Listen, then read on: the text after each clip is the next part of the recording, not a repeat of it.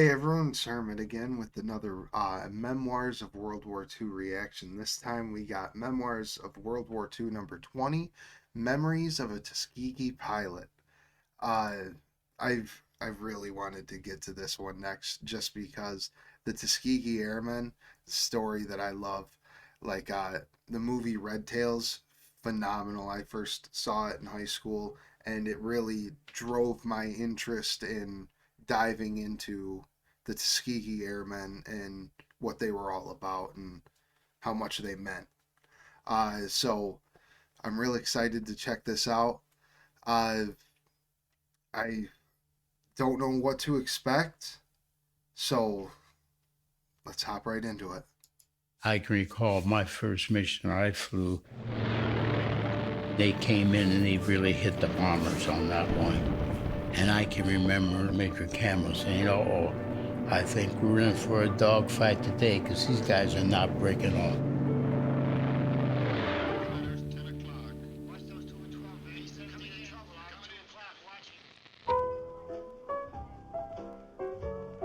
Love the music.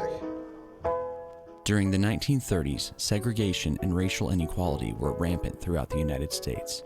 The onslaught of the Great Depression only made matters worse, and African Americans were often among the first to lose their jobs, creating an even greater rift in the cultural divide. But in spite of all of this, young Harold Brown of Minnesota kept his ambitions set high. Well, I was nothing but a snotty-nosed kid born and raised in Minneapolis. My mother always had hopes that I would be a pianist, and that continued until I was in the 6th grade. I woke up one day and decided I was going to become a military fighter pilot. I don't know how it happened, and that continued until I was in the 6th grade. I woke up one day and decided I was going to become a military fighter pilot. I don't know how it happened, but it was just something that happened. And I recall going in and telling my mother that I don't want to practice anymore. I'm going to become a pilot. And she looked at me as if I had lost my mind. You have to keep in mind that they were not training blacks for pilots. Right. Back in those days, segregation was not only by law, but by tradition. And that's the way it was practiced. As far back as World War I, African Americans had attempted to become military pilots, but had only faced rejection. But in the late 1930s, with the world's climate once again shifting towards war, things began to change. And finally, in March of 1941, President Roosevelt said, "That's it. We're going to train one squadron made up of 35 pilots and 27 aircraft." And that was the beginning. Okay. Named for the university at which they trained, the Tuskegee Airmen became the first African American squadron in U.S. military history. The gates were now open for Harold to achieve his dream of becoming a pilot. I had only one thing in mind.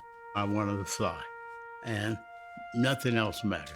Right. So in June of 1942, 17 years old, graduated from high school, went down, sat for the exams, passed them, and was invited, down to join. Hell yeah. We were the 332nd Fighter Group in the 15th Air Force. We had the Red Tails. They only trained 992.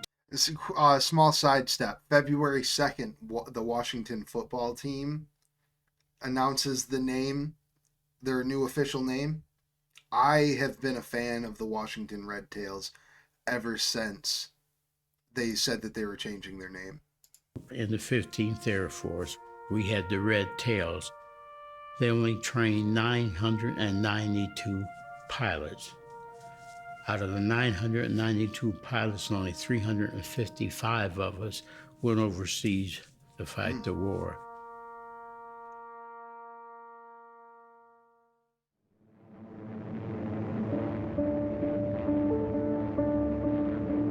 In the summer of 1944, Harold was sent to Europe to join the rest of the 332nd Fighter Group, attached to the 15th Air Force. The 15th was in need of fresh pilots and aircraft after losing hundreds of planes in their bombing campaigns across Europe. Damn. And at that time, they had lost 114 bomber crews out of the 15th. 10 Damn. men each. That's a lot of airplane and a lot of men.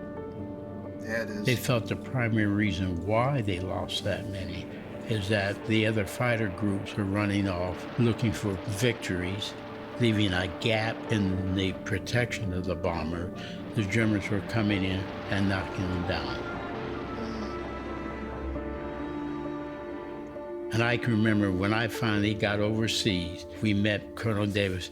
He says, I only want one promise out of you, that you will stick with those bombers. You get them up there, you take them to target, get them back home safely so they can fly another day. Right? I can recall my first mission I flew, saw no enemy aircraft, nothing. On a number of my missions, I never would even see an enemy aircraft. Oh, wow. I saw a lot of them. Right. On my 12th mission, we were escorting bombers deep up into Germany, and we knew they were up there. This time, I don't know, there was 8 or 12 of them, and they came in and they really hit the bombers on that one. And I can remember Major Camel saying, uh-oh, I think we're in for a dogfight today because these guys are not breaking off. They came in, they hit them, we dove down on them, and when you pick up a guy, if you time it right, you can get them in your sight for no more than 1 or 2 or just 3 seconds. But then they're so fast, here they go, and they're pulling away from you.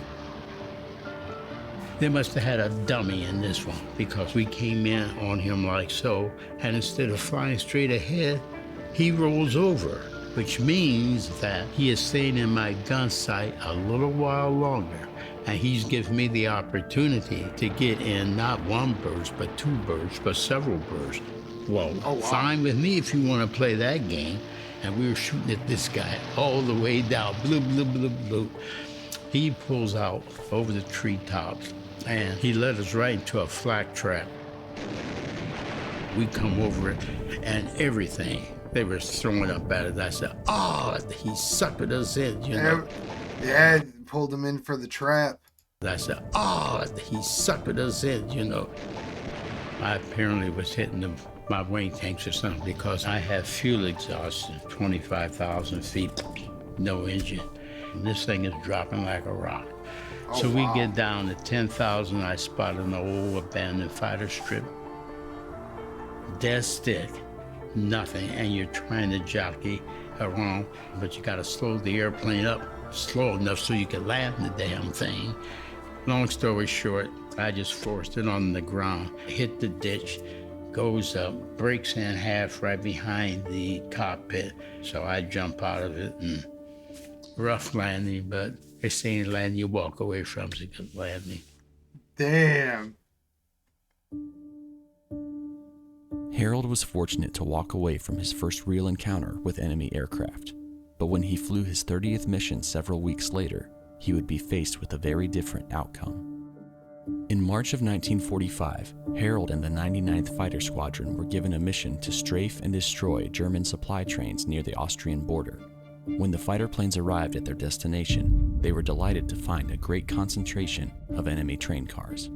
The last thing they expected were fighters, and there were locomotives all over the place, and the guys screaming, look what we got. And there was just this chatter, guys, boy, I got this one. Did you see I got this one? Hey, I just blew up. Oh, just chatter, chatter, chatter. Damn. Damn it, they missed one. Look at that great, big, beautiful one they missed. Let's go get them. So I went in on them, and I had that locomotive lit up like a Christmas tree.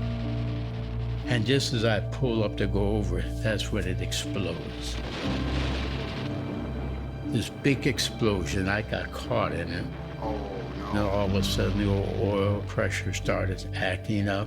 The oil temperature starts going up high, and the engine quits.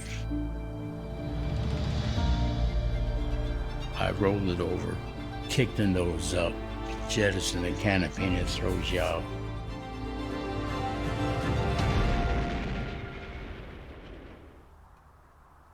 So I landed on the ground in a short while.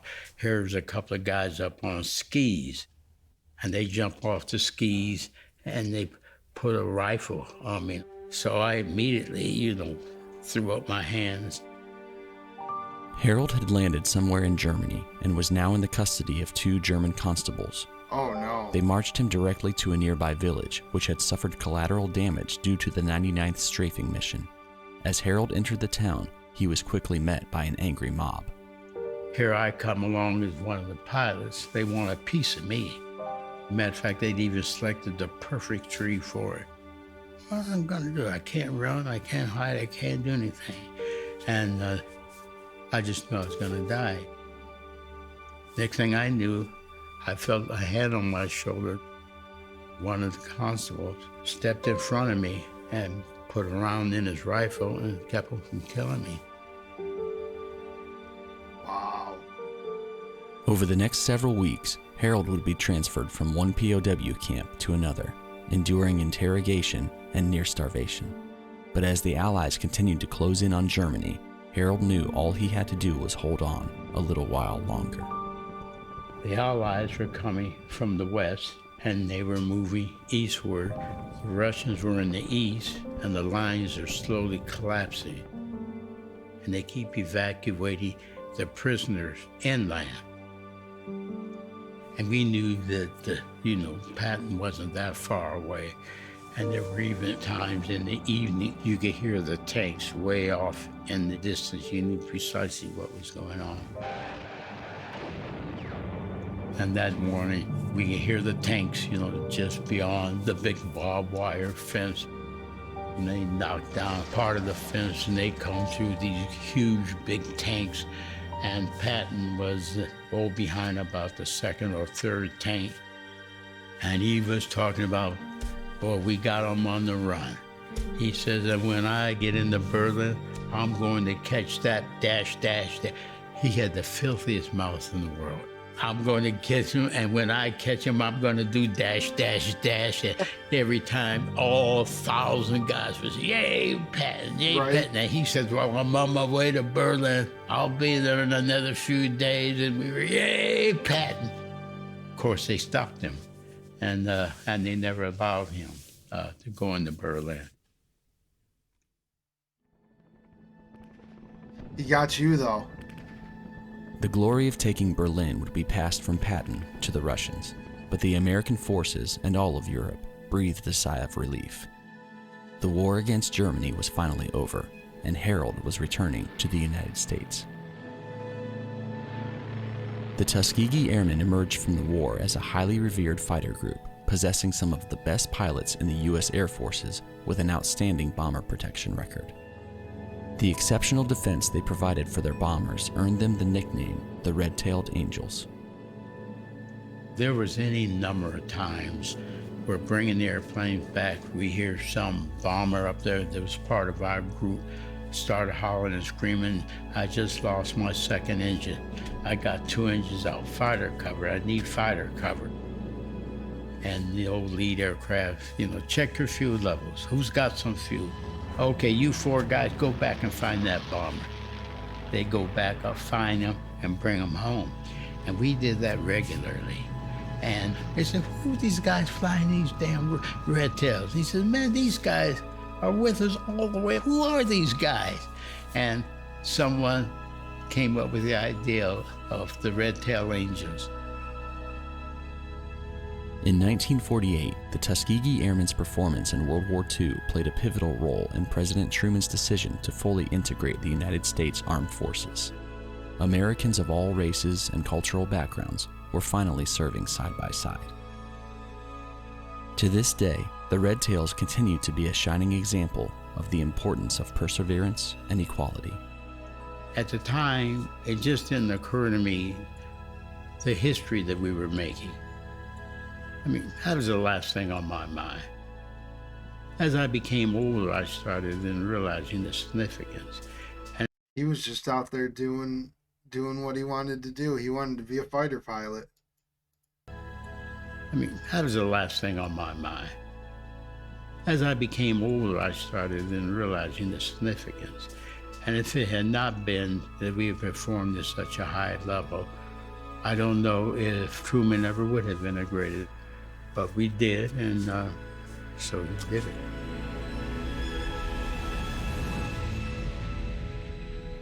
So when I reflect back on it, there was always obstacles. But again, if the Tuskegee Airmen could overcome all their obstacles, hey, you can do it too. Right.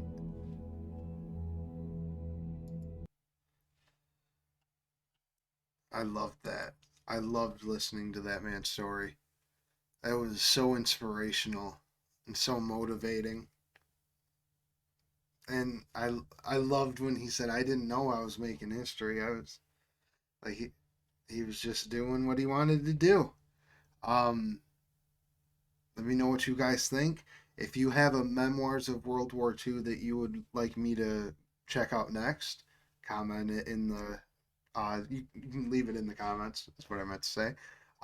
But and if you have any other war stories, veterans telling their war stories that you would like me to react to, you can put that in the comments below as well. Other than that, big shout out to all the Patreon supporters who are helping the channel keep going and keeping us upgrading the quality of our content. But other than that, I hope everyone has an amazing rest of your day. Catch you at the next one. Peace.